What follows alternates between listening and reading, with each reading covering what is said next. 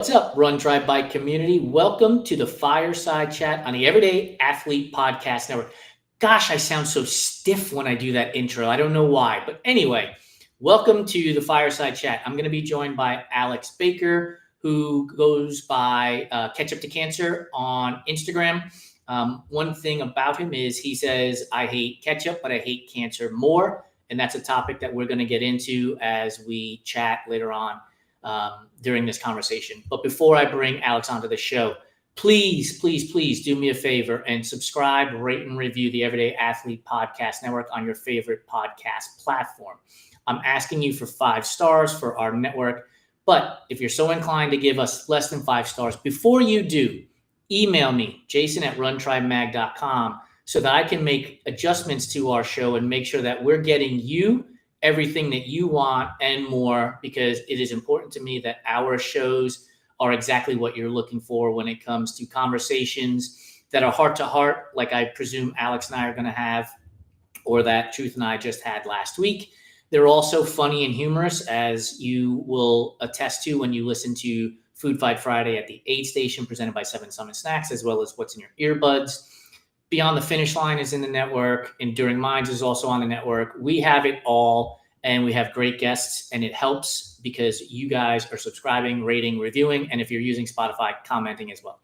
So without any more rambling from me, let's bring Alex onto the show and let's have a wonderful conversation. Alex, my friend, how are you? I'm fantastic. So glad to be here, Jason. Thanks for having me. I am thrilled to have you on the show. And before we get into how we even got connected, because I think it's pretty damn cool how we got connected, I'm going to ask you the icebreaker question. But because you already did some research and homework and you were prepared for pineapple on pizza, I'm not going to ask you about pineapple on pizza. Okay. All right. Icebreaker question: chocolate chip cookie or oatmeal raisin cookie? Hands down, chocolate chip cookie. It's got to have nice salt on top too, like some of that rock salt. Just chef's kiss. You're wrong, but that's cool.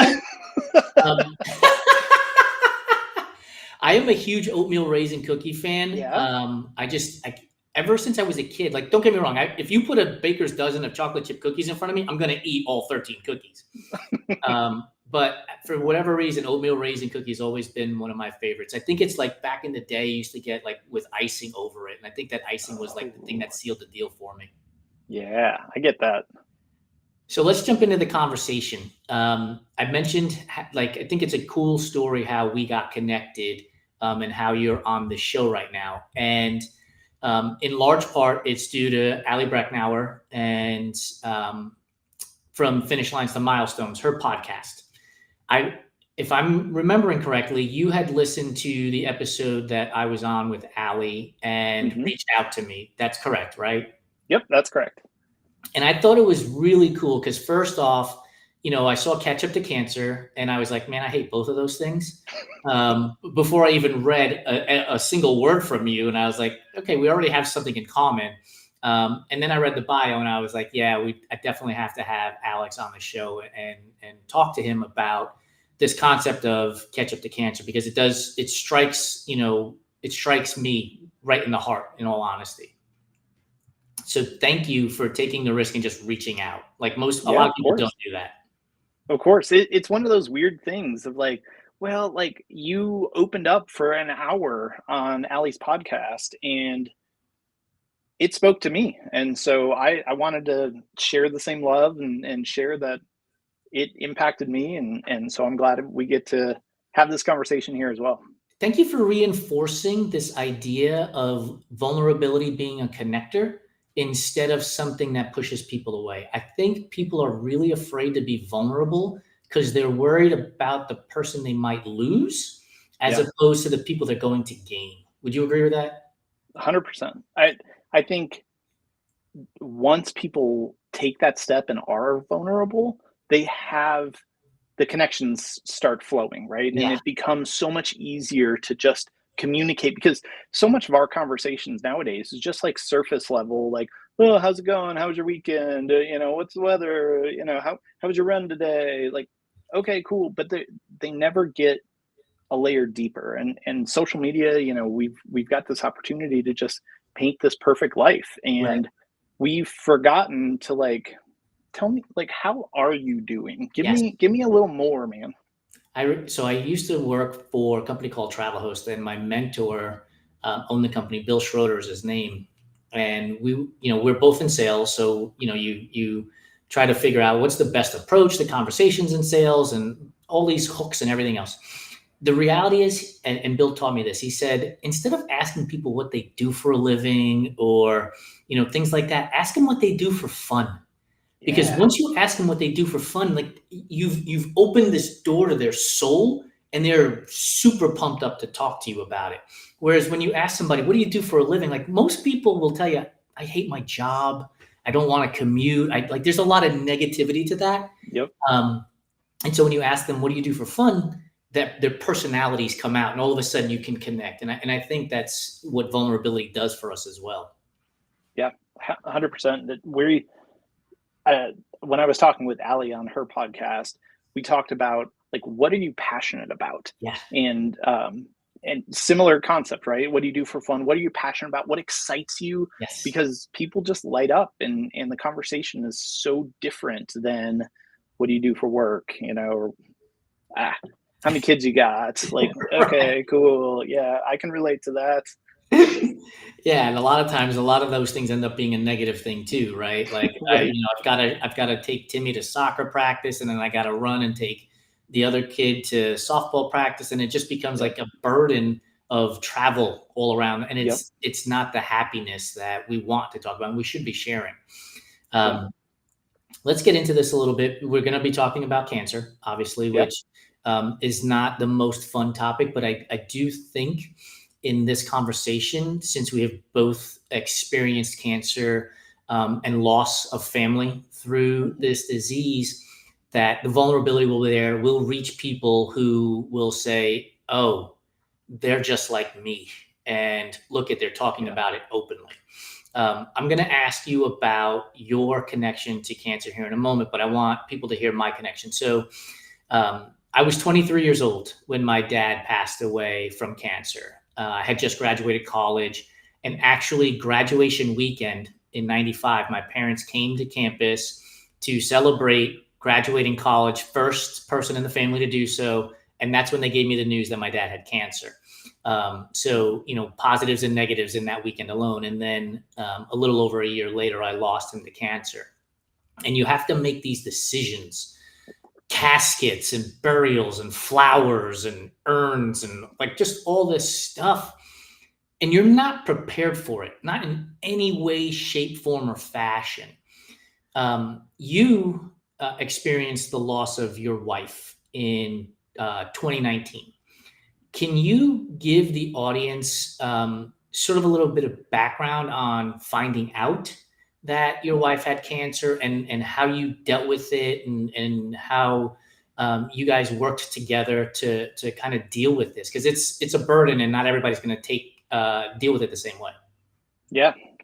Yeah. So my wife Amanda, in 2017, she was kind of reconnecting with some old friends, some high school girlfriends, and so they started planning a couple of trips together. And one of those trips was to drive up to Chicago.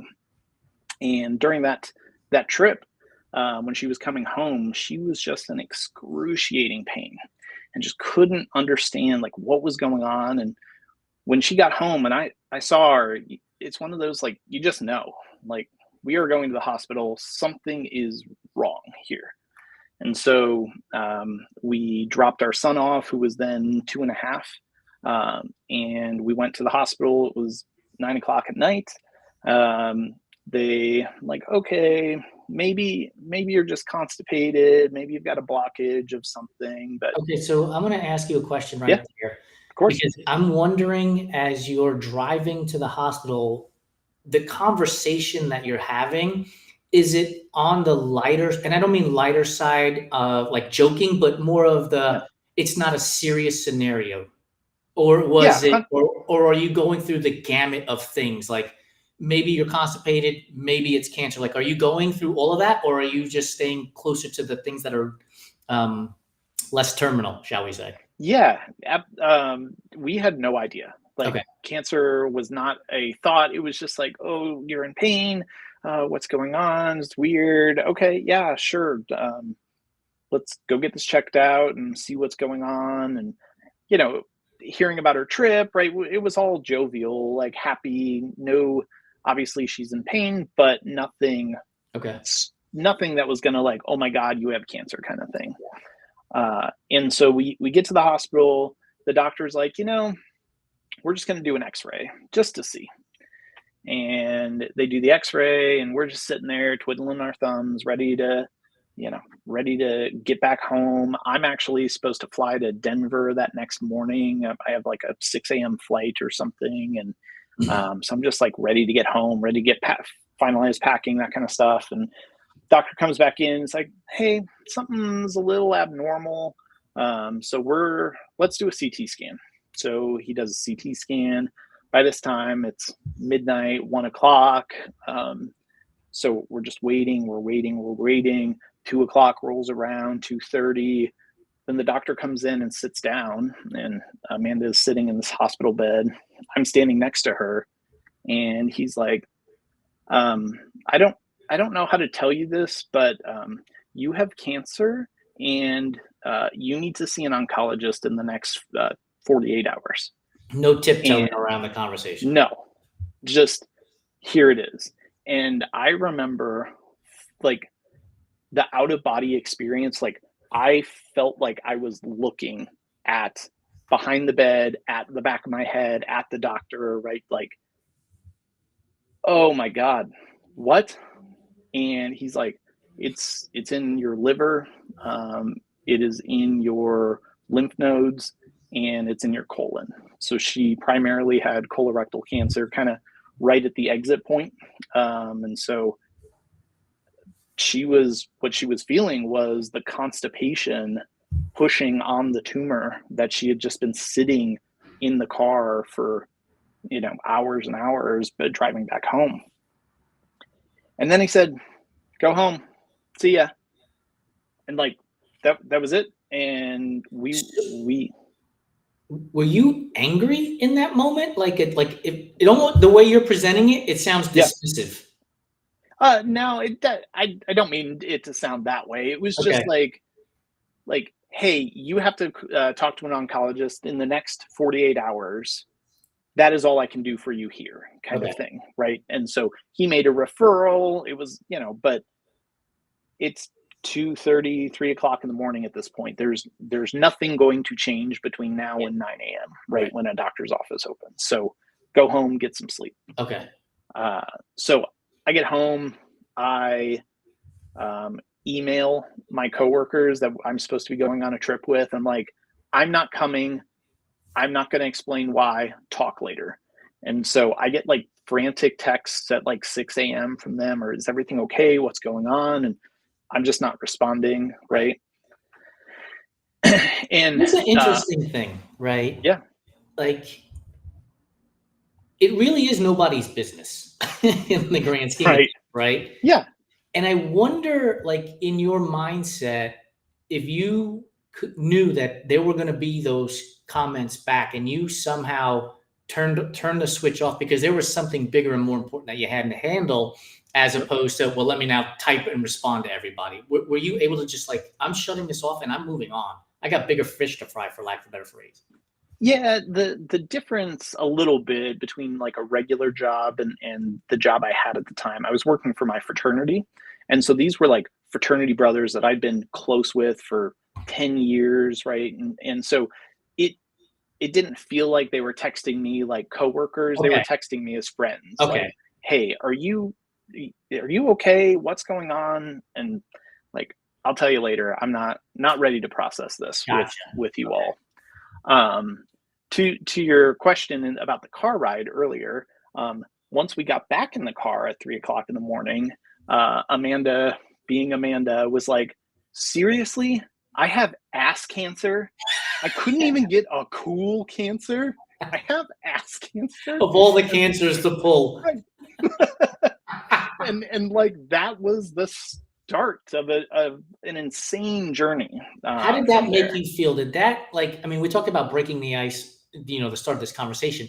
But for you as a husband and as a Yep. father, did that help you break the ice into say, okay, this is a reset and now let's tackle this as opposed to doom and gloom and everything's going to go to shit? Yeah, I mean, it was a good reaction in the moment. And then I got home, and she like went to the bathroom, took a shower, whatever she did, and I looked up the cancer she had. We did not have a stage. We did not have any information except it was bad. Okay.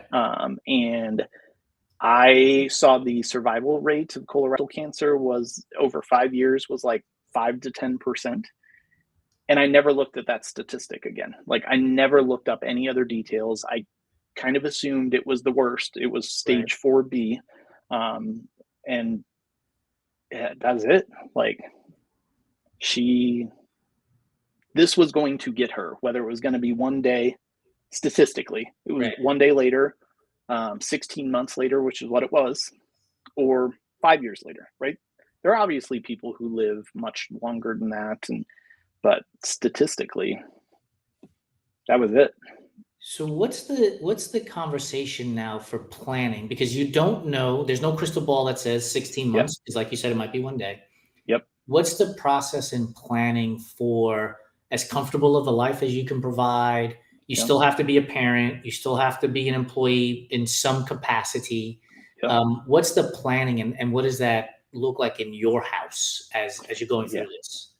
It was all about flexibility and whatever the next best thing is.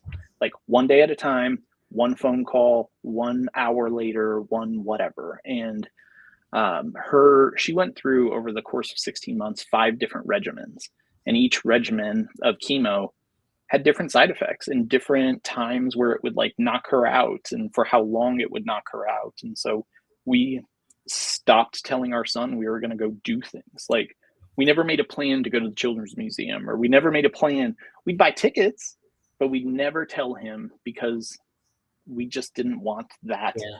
that from a 3-year-old boy at the time, just like tears and all of that stuff. But And like, they're not going to process, we can't go, right. right? Like, the question is going to be, when are we? When are we? When are Yep. we? And Yep. if you have to go to a doctor's appointment or something else, right? Yep. And so I understand that, and that's an approach I never actually considered, because I don't have kids, and so it's not something I've ever had to think about. Yeah. But it's a really important insight about preparing for something like this. So thank you for sharing that. Yeah, of course. Of course. So her from there, we went from diagnosis to 2 weeks later. She had had a PET scan. She'd had a port put in so they could like easy access chemo. She had multiple other tests, and she had her first chemo on Halloween. This was October 16th. She was diagnosed. Halloween, she was getting first chemo, and then from there it was just like we didn't know what we didn't know the whole time. We there was a doctor that we had that was just like, I'll fix you. I'll fix you. I don't remember what part of the world he was from, but I'll fix you. It's fine. I'll fix you. Okay. And like we just like followed the journey, and Yeah. then when the first regimen didn't work or it didn't help as much, then we try another one, and we ended up at 5 different treatment centers for consultations and review. Near the end, she got into a medical trial at MD Anderson, which is the number one cancer hospital in the country, which is fantastic. But the weekend we were supposed to go to start the trial, she was in the hospital for the whole weekend, and so we couldn't fly down from. I'm from Indiana, so from Indiana down to Texas, and to be able to get that treatment. And so it was just wild. And her oncologist, who we absolutely loved, the last one we worked with, um, put her on hospice on our 10th anniversary. That was like that day was Yeah.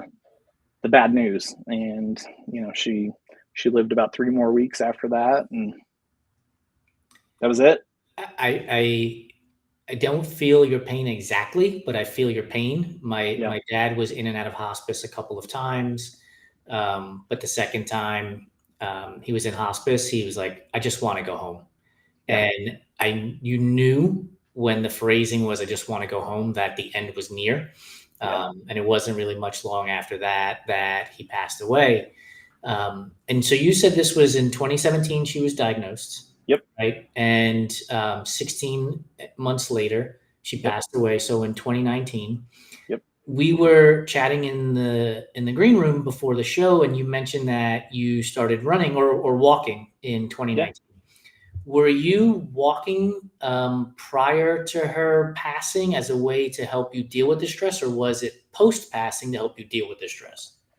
Yeah, I did not take care of myself much of my life. I have been overweight since college, and so I've really struggled. I'd never been athletic. I'd never took the time to take care of myself. A lot of my I have Italian heritage, and it's a lot of our families just we take care of everybody else, Yeah, right? Like that's the thing. My grandmother would just she would cook for everybody in the family and then clear all the dishes and then eat herself, right? yeah, Like that was how I was raised. And so that's I just never took care of myself. And so after my son was 4 at the time, after losing Amanda, I realized like Riley could not lose another parent because yeah, I couldn't take care of myself.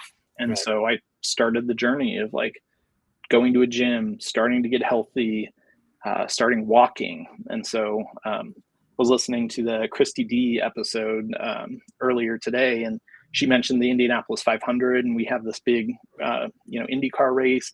And during the pandemic, they were doing this 500 mile like challenge. Okay. So you go walk 500 miles, and I was like, cool, I'm gonna do that.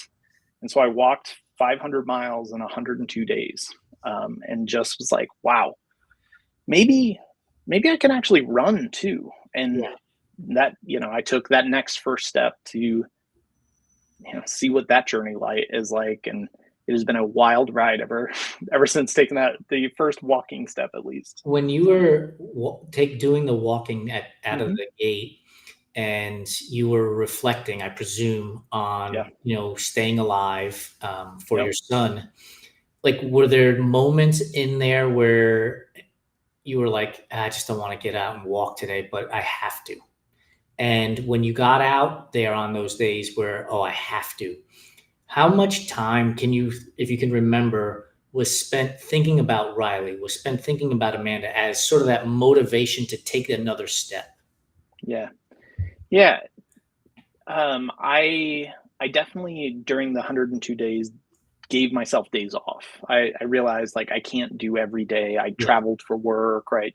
But I also learned that it was important to find time for myself in some way, yeah, shape, or form, yeah. right? And so I've always tried to find little ways to acknowledge Amanda. So I wear wristbands in her honor still. My Amanda was a big fan of the band 311. Yeah. And so I don't do a 5K. I do a 3.11, right? Dude, You got to that's cool. That's just that cool. little bit, right? Yeah, But that's cool. it's a nod, and it's a way to remember the journey I've come on Yeah. uh, all this way. Yeah, what's interesting about trauma is, right, there's the fight or flight component Hmm. to it, right? A lot of us Yep. will run away from certain traumas, and others of us will, tackle it head on. And I think the idea of wearing, a wristband bracelet, running 3.11 is acknowledging it and saying, yeah, it was a hard time. Yes, it wasn't something that I want to repeat ever again in my life, Yeah. but it gives you perspective, does it not? Yeah. It really does. And I had a friend share with me that grief is like a box, a ball, and a button. When you first experience some traumatic event, this ball fills this box, and it's just always pressing on the button at all times. And over time, that ball shrinks, and then it starts bouncing around, and eventually it hits that button again. And that was the grief kind of traveled with me all of those miles. And there Yeah. were days that I just call button days, and it's because like it hit me. I'd cry in the shower. Yeah. I'd cry in the middle of a walk. I'd, you know, just break down for no reason Yeah. because it something, some memory, something just impacted me and broke me in that moment. That's it. That's an amazing analogy. Thank you for sharing that. Like, Yeah. it's a really good analogy for us, for listeners, and for myself to use to process, to understand the processing of trauma and grief for sure. You mentioned that you walked for 102 days, 500 miles, and then you asked yourself, maybe I can run. What was that like? What was the idea of running like for you, and what doors, not physically but emotionally, did it open? Yeah, the first time I ran a mile blew my mind. Like, the last time I had run a mile was probably middle school, right? Middle Okay. school gym when you're forced to do it on the track, for Yeah. whatever. Like, that was it. And I was 34 when Amanda passed. And so I'm 35-ish at that point. And like, it's been 20 years, 20 plus years that I've not been able to physically do this. And it blew my mind to like just run a mile. And Yeah. it wasn't like wildly fast, right? But it was different. And Yeah. it it made me more curious about what else I could do, right? Could I run a mile and a half? Could I run an 11-minute mile? Could I run a 10-minute mile? Could I? And Yeah. it made me start thinking about all of the ways I can push myself in completely different ways than what I do it professionally or as a parent, or how can I discover more of who I am? Because when Amanda passed, I would sit on my couch at home and I'm like, I don't like, what TV do I watch? Like, we did so many things as a couple, right? Yeah. And oh, well, what music should I listen to? Like, how how do I who am I? Who is Alex again? Yeah. And it opened up such an interesting way for me to discover that and challenge and push and grow and uh, catch up to cancer and do Yeah. some cool stuff. So It's as you're talking, I'm thinking about sort of like a rebirth, refining of yourself, coming to grips with that. Because again, we've all been teenagers, and being a teenager sucks at times, right? Because you don't know who you are. You're trying to figure it all out, but now you're an adult, right? And you're supposed to have all your shit together as an adult. I'm 51 years old. I don't have anything together, in all honesty. And so we're supposed to have all of this stuff together. And now you've been hit in the face with a baseball bat. Yep. And you're now being asked to find yourself all over again. And running is now going to be a conduit for you to do that. Yeah. And so, how does running at this moment, okay, I can run a mile, fast is relative, whatever that is, Yep. then become, I'm going to do 5K, half marathon? Like, how do you find that progress? Are you saying to yourself, I've already done hard shit. I've dealt with my wife's cancer. I've had to tell my son that his mother is no longer with us. I've done hard shit. This is running. It's going to be fun. Yeah. I think that was the progression, really, just as you described it. It's like, I wonder if I could. I wonder if I could. I wonder, over and over and over, and just push yourself a little bit and a little bit and a little bit. And I mentioned I like to make nods to Amanda. So she passed away on February 5th. And so the first year I went to New York and went to a Broadway show that we had some kind of ties to. And then I went to this restaurant that we never were able to get a reservation for, but always wanted to.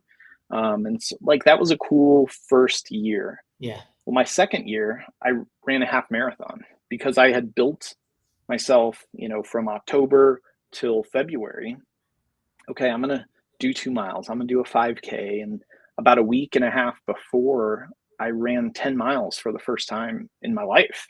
And I was like, holy crap, if I can do 10 miles, I could, doing some I could do a half marathon on Amanda's anniversary. And that's the way I celebrate this journey of rebirth, as you called it. And the, like, just changing what my life is and what my trajectory is for the rest of my life. Because I'm not going to be the dude who doesn't take care of himself anymore.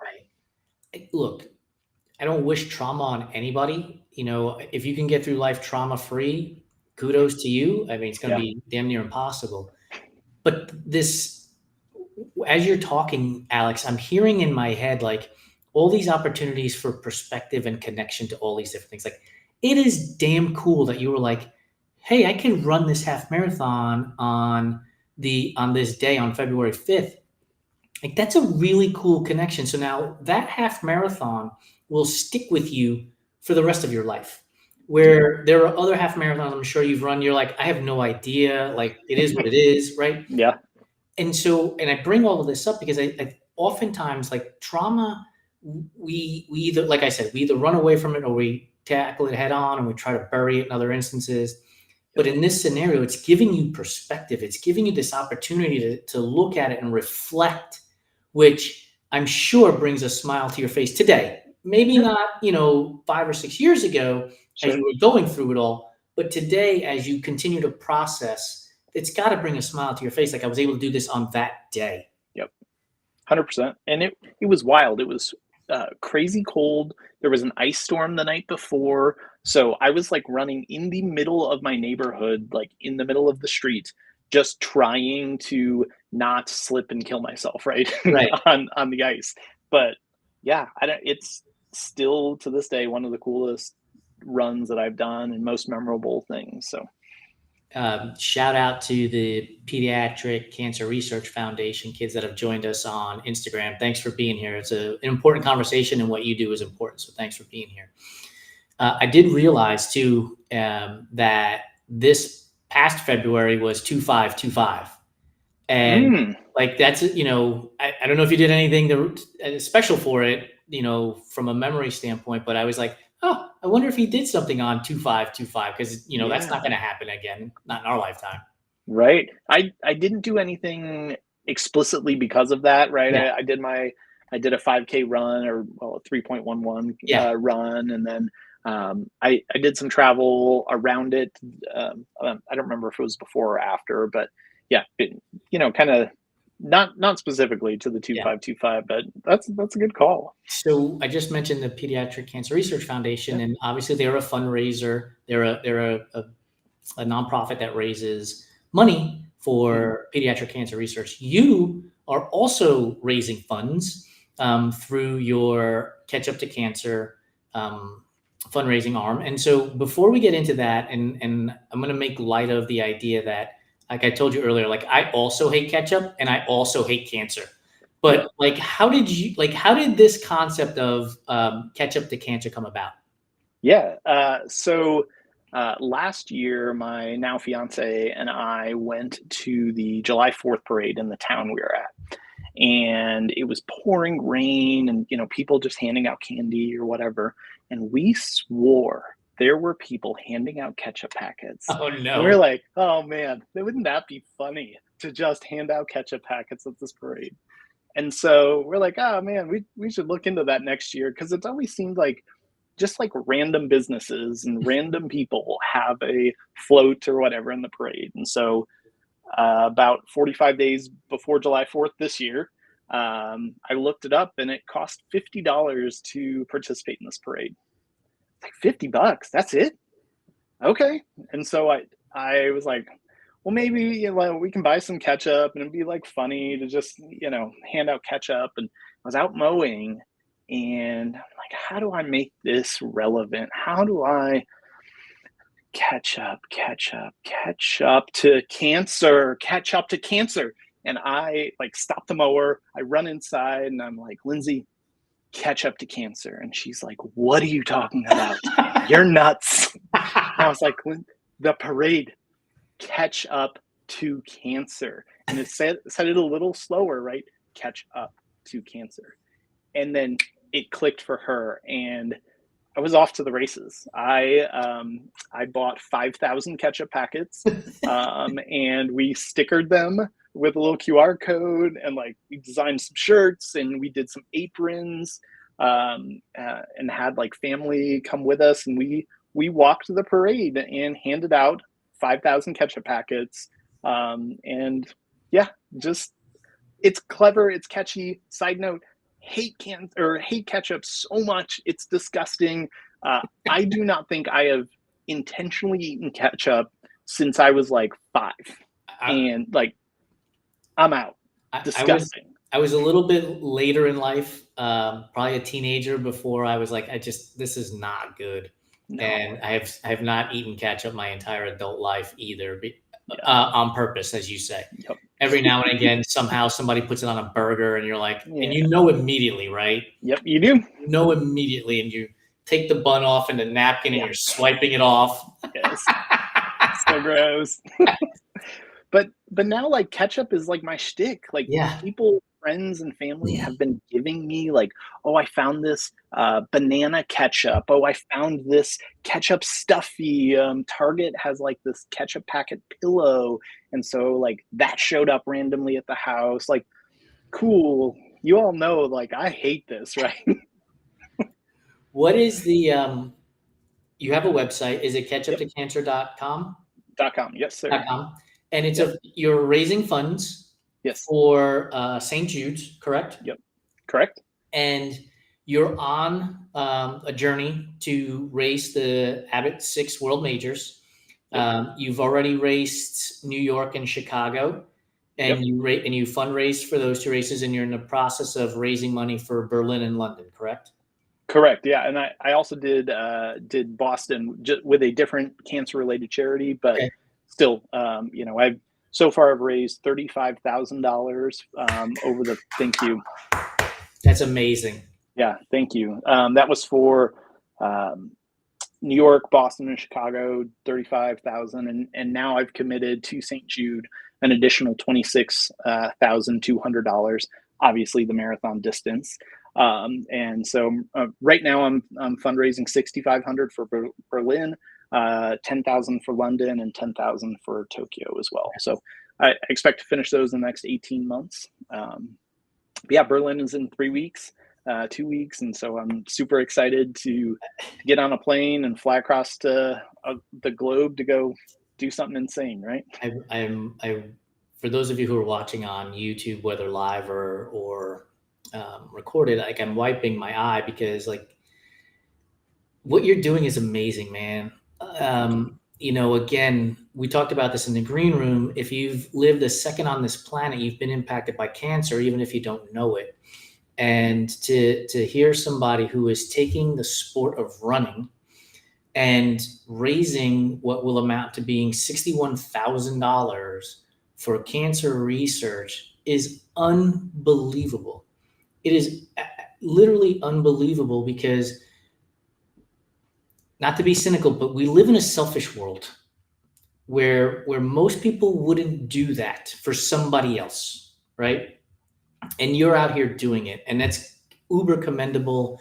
And I want listeners, ketchuptocancer.com, go there, help Alex reach his goals over these next 18 months to help with the cancer research. Now, let me ask you this: as you're training and through the races you've already gone through, you have inspiration and motivation through Amanda, through Riley, and now is this idea of fundraising an additional inspirational component as you're going through this process of, hitting the wall at mile 18 through 20, as most of us do, right? Yep. Is there another component to motivation for you at that point then? Yeah. Fundraising is how I fight back.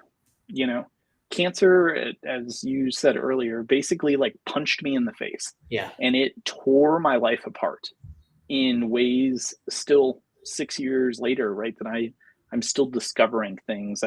A few months ago came across one of her journals. And, a few months ago or a month or so ago, I finally took all of her t-shirts and put them into a blanket for Riley. Like, things grief processing still years later, right, in different ways. But fundraising is how I'm fighting back because cancer sucks. It is. Amanda used to post hashtag fuck cancer all the time. Like that was her, because it sucks. It just tears everything apart. I think what a lot of people don't think about too is like, yes, the patient who is going through it is going through some absolutely horrendous stuff, but the support system around them too is also going through horrendous stuff. Yeah. And oftentimes they don't take care of themselves well enough. And 100%. so a little side tangent, but to go back to your question, it's being able to fundraise helps motivate me, because I know that the kids at St. Jude, no family is ever going to receive a bill for treatment, for housing, for food, for travel, nothing. And when the first $400,000 bill showed up at our house, I was terrified. It said $1.2 million pending insurance, but that was 2 weeks of treatment. Right. Like we were just getting started, and here you go, $400,000. And to be able to make sure that every family who is at St. Jude, who treats kids with cancer in a lot of the worst cases in the world, and the research that they do is outstanding. They share it across the globe with hospitals, but being able to focus on the one thing that's important for those families, which is being there for their kid, is so important. To never have to worry about a bill coming in. The housing, the meals that they have are fantastic. I've been lucky enough to go to the hospital about a dozen times in my professional career, which is how I got connected with St. Jude. And it's amazing. They don't transport kids between hospital rooms or treatments in the hospital beds. They bring them in little red wagons. And so the kids can feel like kids and not like cancer patients. And it's just sad and depressing. No, everything is bright and colorful and happy. And they, I don't know, they make you feel like they are giving you the best care possible, and also being treated as well, and not have to worry about things like, where am I going to sleep tonight? Do I have to move to Memphis, Tennessee? Right? Like, what am I going to do? And that's a huge thing for me. Like knowing that that's taken care of. It's that motivator, right? At 18 to 20 to the finish line. What happens in 18 months? You cross the finish line at Tokyo. What happens next? Have you thought about that? Yeah, I think I'm gonna put my Brooks up on a shelf, and I'm gonna leave them there for a little bit. This journey has not been easy for me. I've been through physical therapy 4 times so far. I did 3 marathons in 11 months. And so Boston, Chicago, and New York was in 11 months. And like my body's tired. And so I'm mentally too, I bet. Yeah. But I think there's some staying power in Catch Up to Cancer, right? It's a message that makes a lot of sense, and it's easy to describe. And so I've thought about, do I start looking to become an official charity and get bibs for all of these races? Or do I sponsor charity runners, right?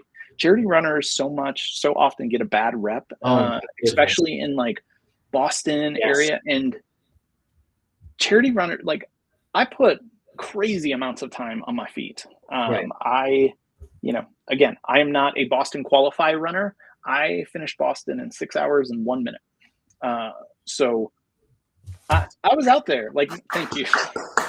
My training runs, like the 2 weeks ago, I did 19 miles. It took me 4 hours and 5 minutes. For some, 19 miles might be 2 hours, right? And so I'm still putting the time in there. I'm putting more time. I'm also putting the efforts to fundraise and to talk about the importance of making a difference in the world. Yeah. Because yeah, cool. Some people can just run it, and like I would love to be able to qualify officially for Boston, but I knew that's not in my cards.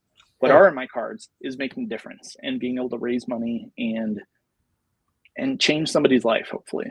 I think like when the whole Boston qualifying time conversation rolls around and charity bibs roll around, we tend to lose the plot a Yes. little bit, right? Like Yes. I'm raising money for cancer research or for whatever it is the person is raising money Yeah. for. It's not taking a spot away from anybody. Right? The organization has already designated these bibs for that Yep. reason, and they're still, allotting how many ever other runners to run. Like nobody's missing out. Right. But beyond that, let's think about what we're actually talking about, right? You can go run 26.2 miles tomorrow. Go outside your front door and run 26.2 miles and run it as fast as you can, and you run it in 2.5 hours. That's not a, a detractor because you didn't do it at Boston. You still ran it in 2.5 hours, right? Right. Yeah. We just, we have this, we made it an official race. And so somehow that counts. But if you did it on a random Tuesday, somehow it doesn't. Right. I, It's got I to be don't, on Patriots Day. That's the only way right. it counts, right? I don't know how we managed to fall into this trap, but here we are. But I do think like people who are raising money for charities need to be commended because they are doing all the training and they are raising funds, which is both physically and mentally stressful, right? Like it's just it is because you got to cover if you don't make it, right? Yep. When I signed up for London, I gave them my credit card, knowing that if I don't raise a dime, $10,000 is coming out on my credit card. Right. Oh, okay. Yeah, and all of a sudden that makes every run even more stressful. Yeah. Right? Because you're like, well, I should be spending time, fundraising and doing something to collect money instead of going out and running 19 miles in 4 hours. That 4 hours could have been better spent raising money so I don't get caught with, a $10,000 credit card bill. Right. Simultaneously, you're like, yeah, but I got to cross the finish line too. 100%. Like, again, so, you're a champion in my mind, dude. Like that is so commendable. And I hope one day that we stop dunking on people who are going to any one of these races and raising money and look at the bigger picture. Same. So you didn't actually answer the question. You said you're going to put your shoes up on the shelf. Oh, yeah. Yeah. So my running shoes, like I need a break.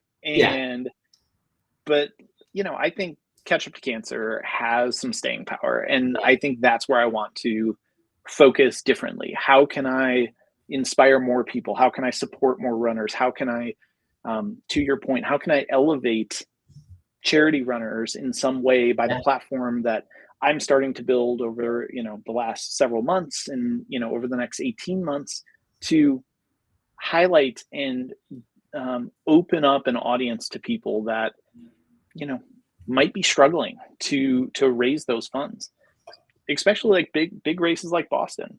It's a $10,000 commitment, pretty standard. You get some maybe 7,500, but even then, that's still a lot of money. You ever think about? I don't know if you're a baseball fan, but I'm a huge baseball fan, and every year during the playoffs, but especially in the World Series games, they have in between innings, usually the 7th inning, 6th inning, they will have stand up to cancer, with master. Oh yeah. Yep. And so they do this whole big thing and they'll show fans in the stadium holding up the stand up to cancer sign, and the announcers in the booth will tell a story about how cancer has impacted them. I'm going to challenge you to in the next 18 months, after you've hung up your Brooks, to figure out a way, and I'm happy to help you. How do we make Catch Up to Cancer within these marathons the same way that they do Stand Up to Cancer with Major League Baseball? Because I think it would be super impactful if there was, a photo booth and there was a card that said Catch Up to Cancer and I'm running for whomever they're running for, right? Yeah. because one, I think it would help you raise money hand over fist, right? Yeah. Two, it would tie in running into this into cancer fundraising, because running is an excellent form. It's therapeutic. It will allow people, it allows people to process grief and trauma and realize that they can do hard things as well. And so there's a connection there. So I don't mean to give you any extra work. Yeah. I think appreciate it, actually. I think it would be damn cool if there were like something that looked like a race bib that said catch up to cancer, no different than stand up to cancer. And it became a thing at marathons all across the country. Obviously, if we could make it work with the majors, that's awesome. Sure. There are plenty of other marathons with plenty of other runners who are doing amazing things. And if there was a way to set up a photo booth or something like that where people can tell their story and share, and that becomes a fundraising arm for Catch Up to Cancer to allow this to progress, I think that would be a damn cool thing, man. Yeah, well, I am very mad at you right now because that seed is now right here and is going to just bug me. Just, hey, remember that amazing idea? Yeah. Okay. How do I? And I'm challenge accepted. In summary, I think is what I'm saying. And you have my contact information. This is not a, hey, go take care of this, Alex. Call me when you're done. I'm happy to do whatever I can. If you think that there's an opportunity for Run, Try, Bike and the Everyday Athlete Clubhouse and the Everyday Athlete Podcast Network to help out Catch Up to Cancer, I'm all in, dude. Like, I just think that what you're doing is amazing. And again, like I said in the green room, like if you've spent 1 second on this planet, you've been impacted by cancer. And so being able to create a platform that allows people to say it's impacted me and I'd like to share my story, I think would be phenomenal. So I'm happy to help however I can. I love it. Thank you very much. You got it. So we're bumping up on time here, and I try to add some levity to our shows. But before I do, catchuptocancer.com is one of the places that people can find you. Where else can they find you to learn more about you and your story, as well as donate to help you raise the funds for Berlin, London, and Tokyo? Yeah, catchuptocancer.com is the perfect one-stop shop. It's got my link for Berlin right now. As soon as I hit my goal for Berlin, that'll change automatically to London. You can also check me out on Instagram at catchuptocancer is my Instagram handle. My personal account, if you're interested, is Alexander D. Baker. I share kind of similar content on both, but Instagram is Catch Up to Cancer is probably my primary place to keep up with what's going on in my life. Make sure you give him a follow, and if you have the means, please help donate and help raise funds for Alex's goals. $26,200 in the next 18 months. So let's make it happen, folks.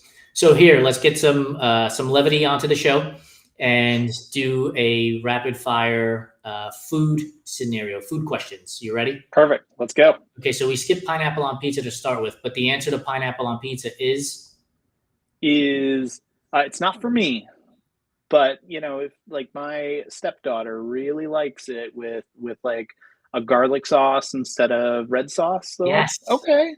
See, your stepdaughter, genius level, because my wife also likes pineapple on pizza, but only with a white sauce. One, she's allergic to tomatoes, so that's out. Okay.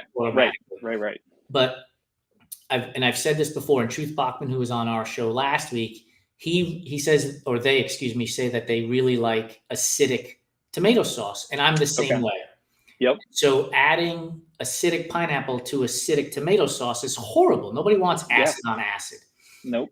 But when you put it on a white sauce, now all of a sudden you have this refreshing mixture of flavors that I can get behind that. It's not for me. I probably won't eat it, but I will thumbs up you for doing it. All right. Well, I'll take it. Yeah. Oreos. Are you a fan of the original, double stuff, mega double stuff, thins, or cakesters? I think the OG is probably where I'm going to go, but I also don't know the last time I had an Oreo. Really? So, yeah. I had one about 15 minutes ago. Did you? That's amazing.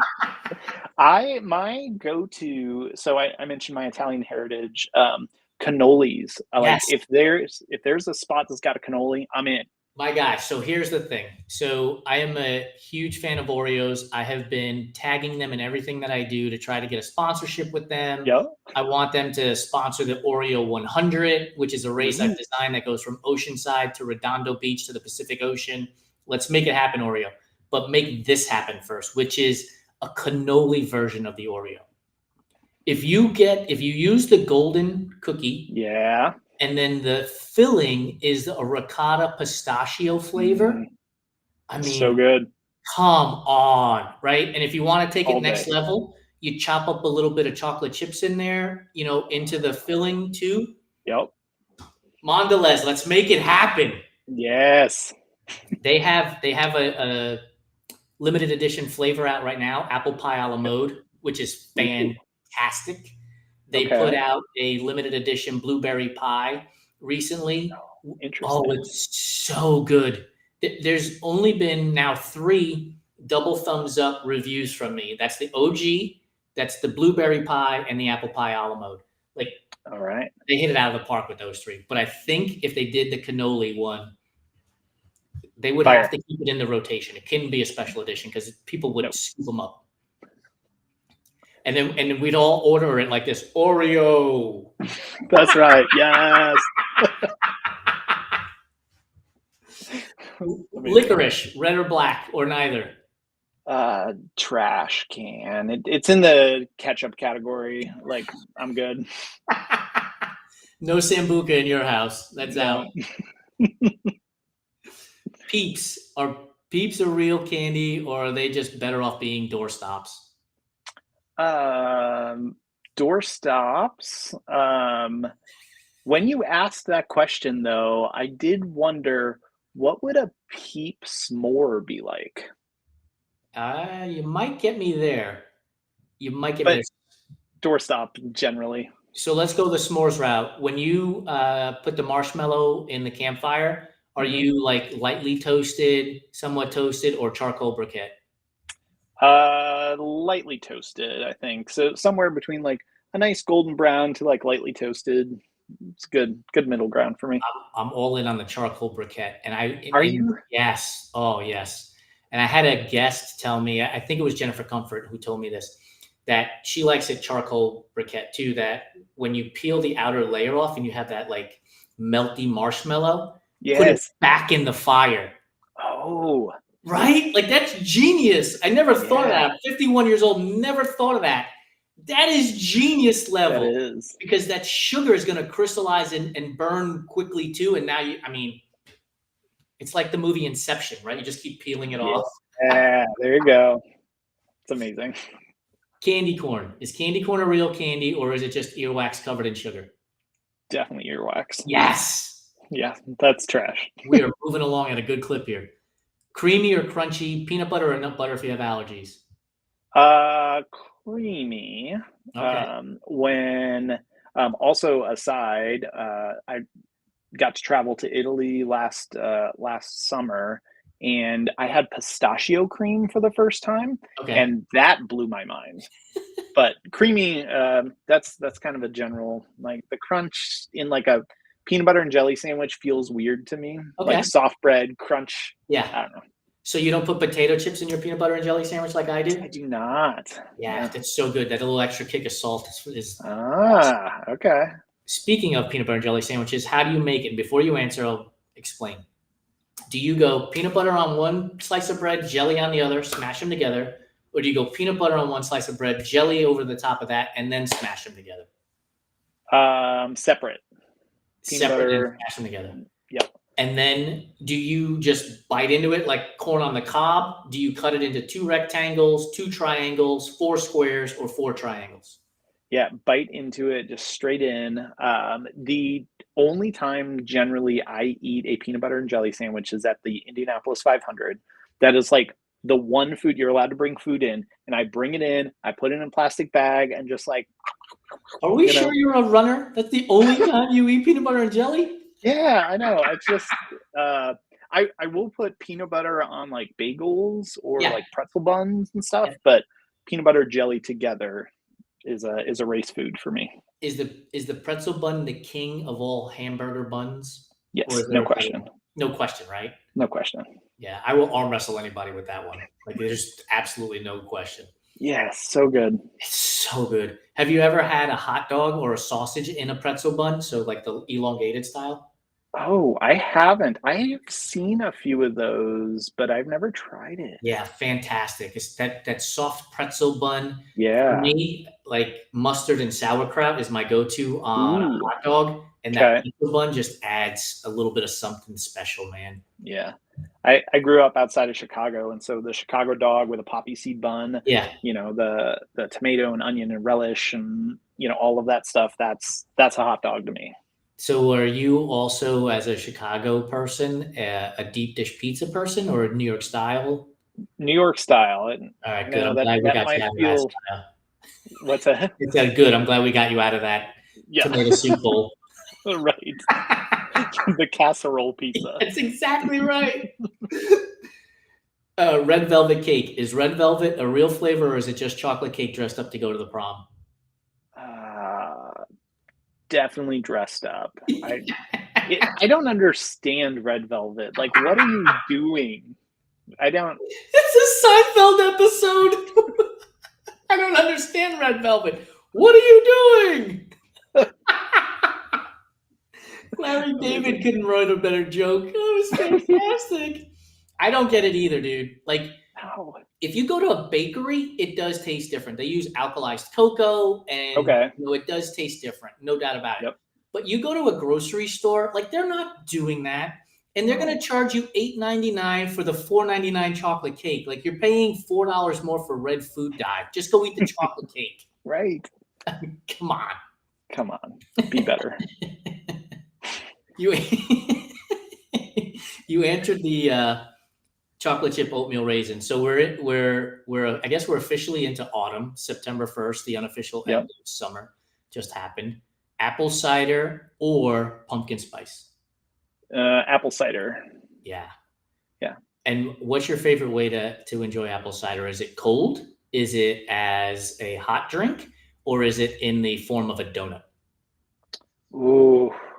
Donut is Yeah, no question. no question. There was this town, this apple orchard outside of where I grew up, this like little town in Illinois, and they had the most amazing apple cider donuts. And I went back for the first time in 30 years, and it was as good as I remembered from a kid. And it's, I had a friend just like overnight them to me Oh, because they're just amazing. I'll send you my address so your friend can send Perfect. this way. We lived in Seattle for a year, and obviously Washington is an apple state. And we went to an apple orchard, and I got a dozen donuts. And there's a picture on the internet floating around of me eating them, and it was by far the best apple cider donut I've ever had. And what I didn't eat all dozen when we were there. I probably ate four of Yeah. them though. Is I put the rest of them in the freezer, and so like every day I would go, I'd take one out of the freezer, let it sit out and thaw. Mm-hmm. So Utopia, good.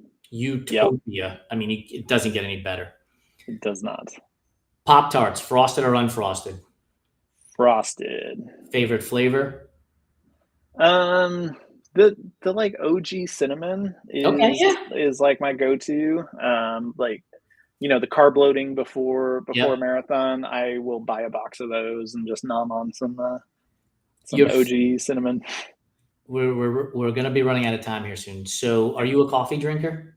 I'm not. Okay, so then we'll skip that question and we'll go to this one instead. Okay. You have your druthers. It doesn't matter what the cost is. You can order whatever you want off of a menu at your favorite Italian restaurant. What's the dish you're ordering? Ooh, man, that is a good question. Yeah, we only do hard hitting journalism here. Yeah, that's right.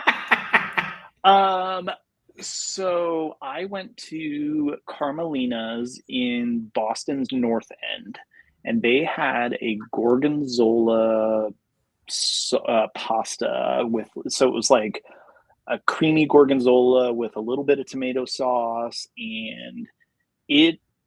I took a picture of it, and like 5 years later, went back to the same restaurant, went and found the picture, be like, what did I get? And that's what it was. So I love it.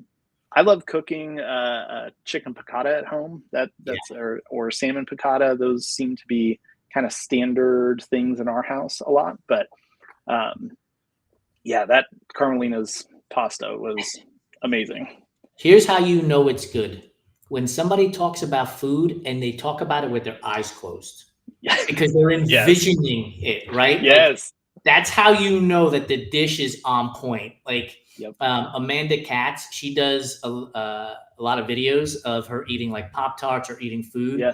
And I always look for the tell when I know she really enjoys it. So one time she posted a picture of a Pop-Tart and she closed her eyes and nodded as she was eating it, right? Okay. Like, that's when you know that the food is good. I'm a huge Stanley Tucci fan. He used to have a show on CNN, like Explore Italy or something like that. And he would, he's taste testing all of this stuff. And I can't remember the dish he had, but he looked at the camera and he said, God damn, this is good. Yes. And like when a personality, a TV personality is saying it that way, like get on a plane, go to Italy, order whatever it was that he had, because it's going to be, a grand slam home run for sure. Yeah.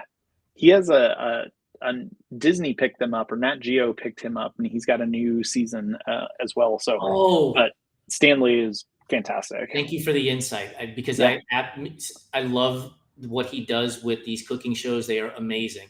So we're going to close out on this. Your favorite pasta is what? Like pasta shape? Yes. Cascatelli. Okay, explain that to me. I don't think I've heard of that one. Okay, so there's this guy. He has a podcast called The Sporkful.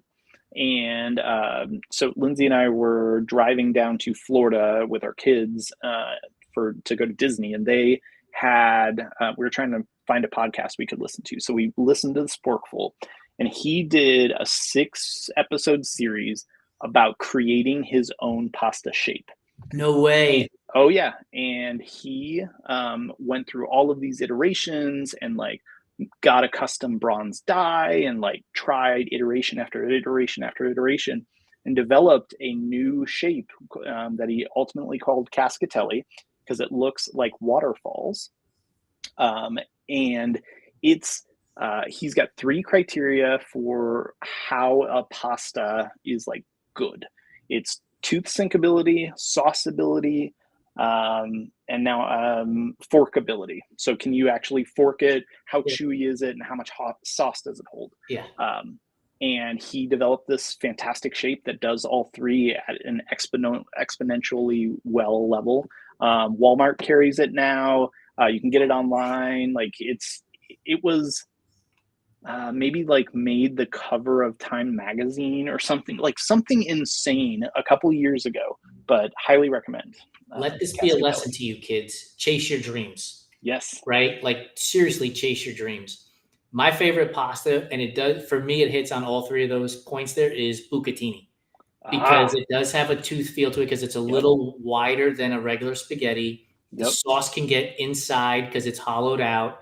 And you can actually twist, the fork in there, and it'll stick because it's slightly thicker, and it'll hang into the prongs of a fork. So bucatini is my favorite when it comes to bucatini is really good. But Cascatelli, now I have to go look for it. Yeah, please do. You'll appreciate it. Alex, thank you so much for your time. I really appreciate you coming on the show and chatting with me for a little bit. Thanks, Jason. Appreciate the time you spent with me here as well. Absolutely. I'll see you soon. All right. For those of you who stuck around for this last hour, thank you so much for being a part of the Everyday Athlete Podcast Network. My thought is that time is the greatest gift that we can give to each other, and you have given me the gift of your time. So thank you very much. Make sure you check out the Everyday Athlete Podcast Network on your favorite podcast platform. And once again, please subscribe, rate, review. And if you're using Spotify, comment. I appreciate you. And I will see you next week on the Fireside Chat, where I will be chatting with Mireli Sine, who is a running coach who has been dealing with lupus. So